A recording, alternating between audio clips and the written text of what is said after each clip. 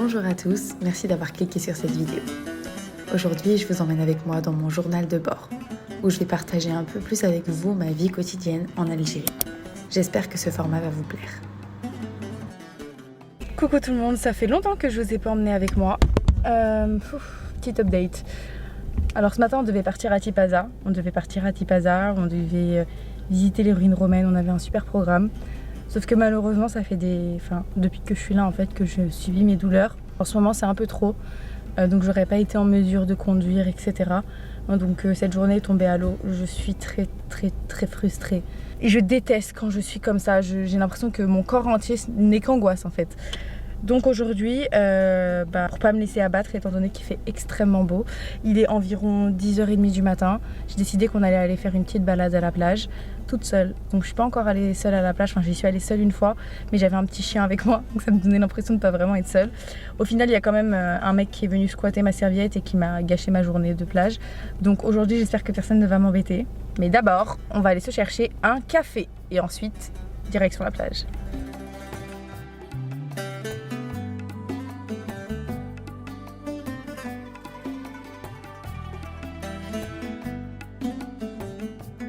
Partage cette petite anecdote parce qu'en vrai j'ai l'impression que c'est le genre de choses qu'on voit un peu qu'en Algérie. En tout cas, c'est quelque chose que vous allez certainement beaucoup vivre en Algérie.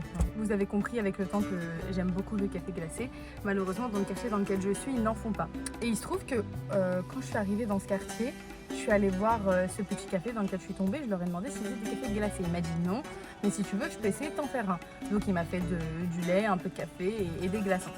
Et je lui ai dit merci, j'étais trop contente parce que impossible d'en trouver. Le seul endroit où je peux en boire, il faut qu'il y a 30 minutes de chez moi, ça fait quand même beaucoup juste pour un café. Il a gentiment proposé de me le faire, même s'il ne sait pas les faire. Et franchement, c'est plutôt réussi, en vrai, c'est pas très compliqué. À chaque fois que je viens, genre même si c'est pas à sa carte, à chaque fois que je viens, il me dit tu veux un café glacé? Et je dis oui. Et ils m'en fait un. Et si je vous raconte ça, c'est parce que c'est quelque chose, je trouve qu'on trouve beaucoup en Algérie en fait. Pas parce qu'on est des touristes, hein, c'est juste en général, ils se plient en quatre les uns pour les autres. Il y a une vraie entraide et ça vraiment je pense que c'est le point le plus positif qu'on trouve ici, c'est ça. C'est l'entraide qu'il y a.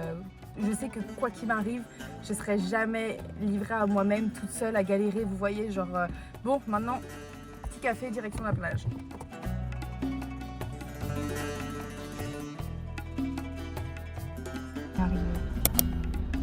Et quand je vois ça, je me dis punaise, j'ai ça à 5 minutes de chez moi. Pourquoi est-ce que je viens pas tous les jours? Vraiment, il faut que j'arrête. Le temps passe vraiment super vite. Et tous les jours, je me dis que quand je vais devoir rentrer, je vais regretter de ne pas avoir profité.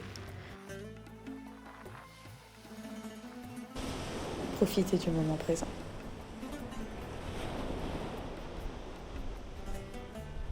En ce moment, je suis en train de lire un livre que j'avais vraiment trop hâte de commencer.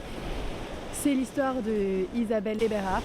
Donc je ne sais pas si vous en avez déjà entendu parler. Mais en fait, c'est une jeune femme qui était issue de l'aristocratie, qui vivait en Suisse et qui a décidé de partir découvrir l'Afrique du Nord, dont l'Algérie. Elle s'est déguisée en homme. J'en peux plus, il y a des gigafourmis sur moi. Elle raconte sa découverte de l'Afrique du Nord, etc. Elle va mourir très jeune. Et en fait, coïncidence, je ne sais pas si je vous l'ai déjà dit. J'ai entendu parler d'elle, j'ai acheté un livre d'elle quand je suis venue en Algérie la dernière fois que je n'ai pas commencé. Et pour mon anniversaire, j'étais à l'hôpital. Un ami de mon petit frère a étudié ce livre à l'école et il a très fort pensé à moi parce que c'est une journaliste qui découvre l'Algérie, qui a tout quitté pour faire le tour de l'Afrique du Nord et pour découvrir justement, alors à l'époque, on parle des années 1870. Pour elle, c'était vraiment un voyage incroyable à faire, surtout seule en tant que femme, vous imaginez bien. Et donc quand il a vu ce livre, il a pensé à moi et il me l'a offert. J'ai à peine commencé à le lire, je vous dirai si c'est bien, mais je pense que de toute façon, je vous ferai une vidéo sur cet auteur, parce que son histoire est trop intéressante.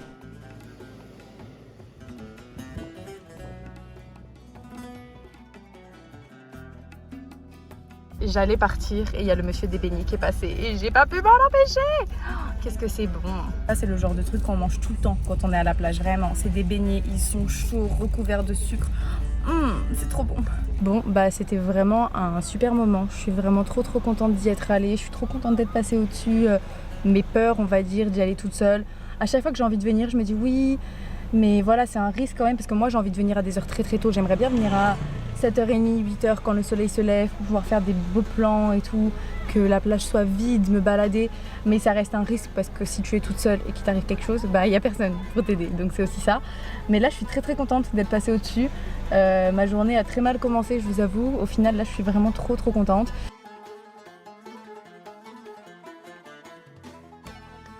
Regardez ce que j'ai trouvé. Oh, il est là, je sais pas s'il appartient à la dame ou pas.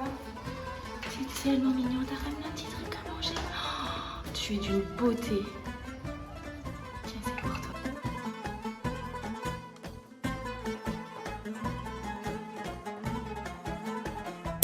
J'étais en train de faire le montage de la vidéo et par rapport à ce que j'étais en train de vous dire, par rapport à l'hospitalité des Algériens, il y a eu plein d'anecdotes qui me sont venues en tête et je me suis dit qu'il fallait vraiment que je vous les raconte parce que ça illustre bien ce côté qu'il y a en Algérie d'entraide et de partage que je trouve, en tout cas on ne retrouve pas en France, mais qui ici, je pense que c'est la plus belle chose, enfin c'est ce que je préfère ici en Algérie.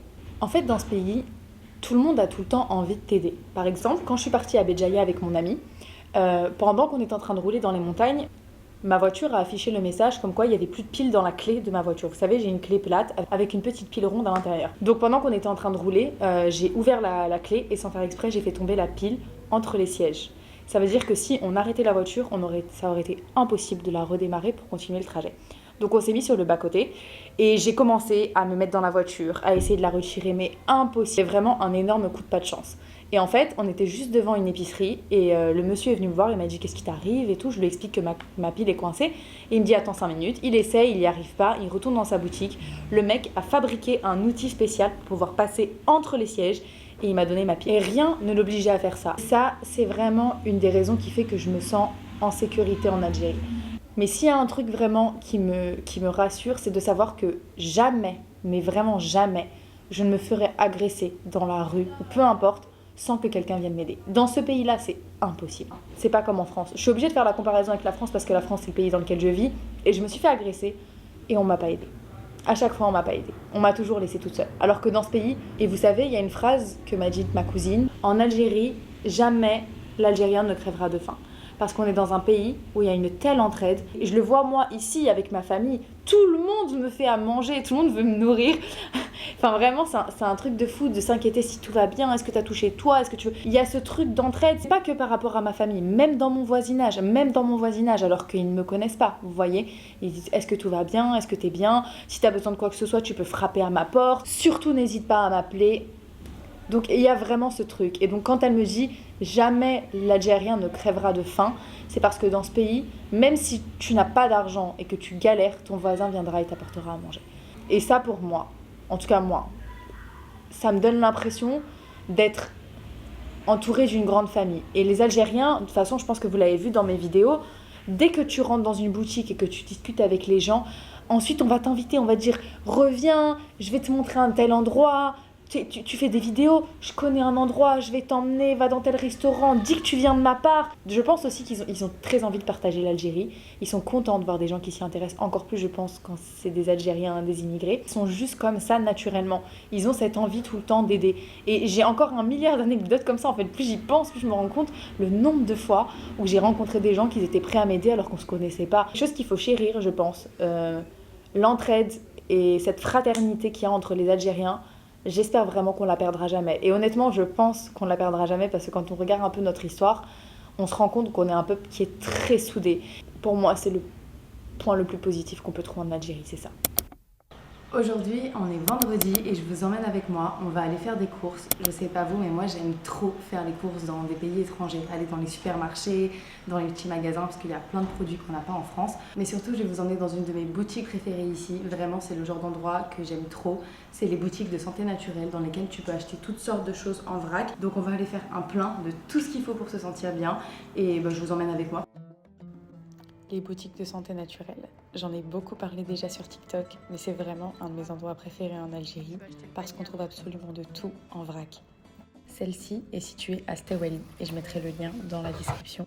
Sachez qu'on en trouve vraiment, vraiment partout en Algérie.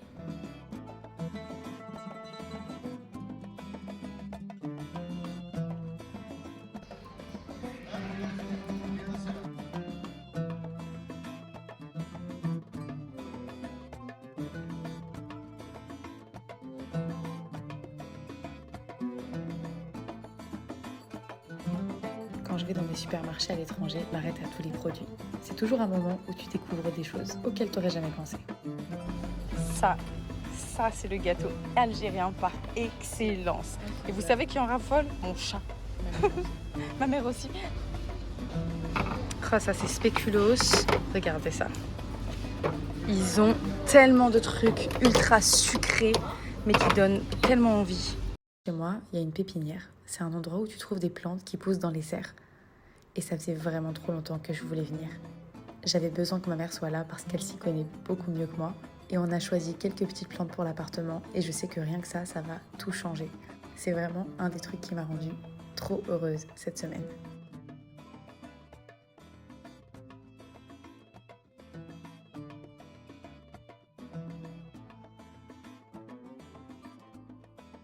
Avant de rentrer à la maison, on est passé par Sidi Frej. Je sais, je vous ai déjà montré cet endroit, mais il y a plein de petits cafés que je voulais tester. Aujourd'hui, on va aller au Café Marina.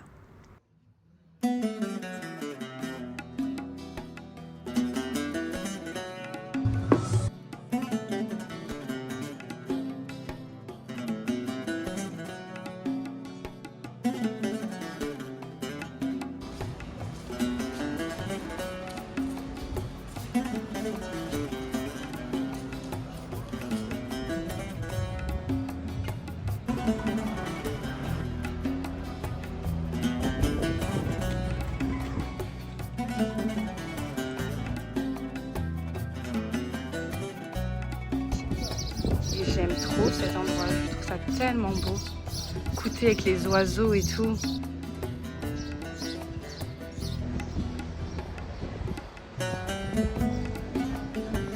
C'est au restaurant là, j'ai trop hâte de le tester.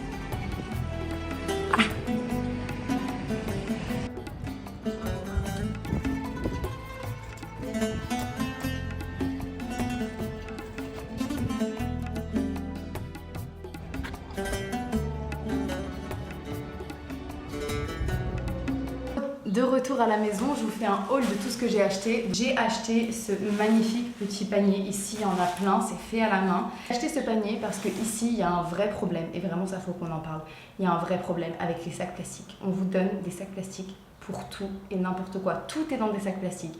Et vraiment c'est de l'excès, c'est vraiment trop. Donc j'ai acheté ce panier pour désormais simplement refuser en fait les sacs en plastique. Je vais vous montrer, hein, vous allez voir. Vous voyez, ils mettent tout, même le melon. Il est dans un sac, vous voyez, donc c'est pas possible.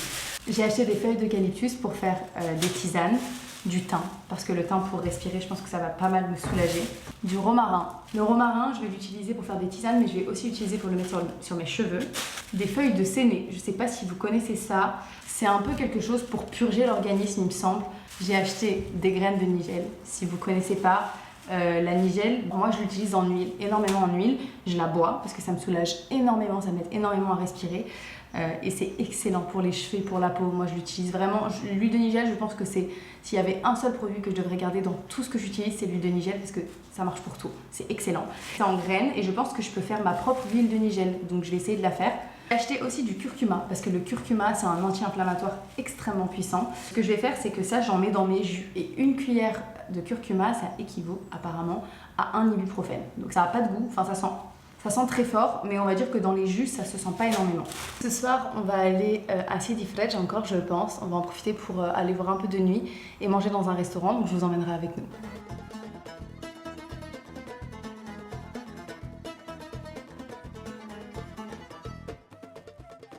Alors, on est arrivé à Sidi Frej pour aller manger au restaurant La Marina et on m'avait vraiment dit de venir le soir parce que c'était animé, mais alors je m'attendais pas à ce qu'il y ait autant de monde, beaucoup de familles, donc c'est trop bien.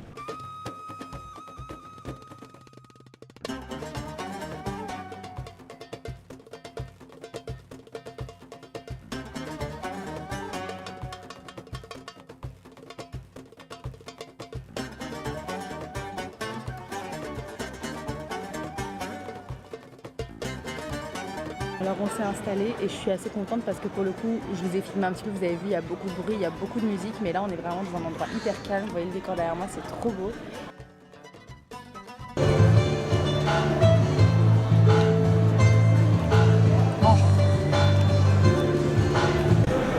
Bizarrement quand les sardines sont arrivées, elles sont pas arrivées toutes seules.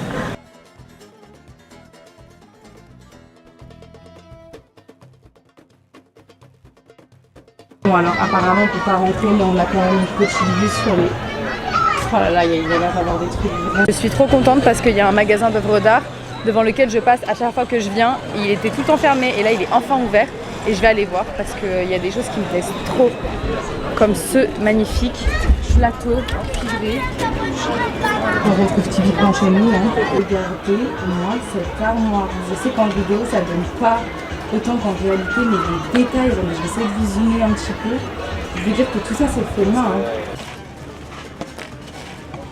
C'est la fin de cette vidéo. Je suis très frustrée, mais la semaine prochaine, on sera à Tipaza et j'ai vraiment trop hâte. Merci d'avoir regardé cette vidéo. À la semaine prochaine.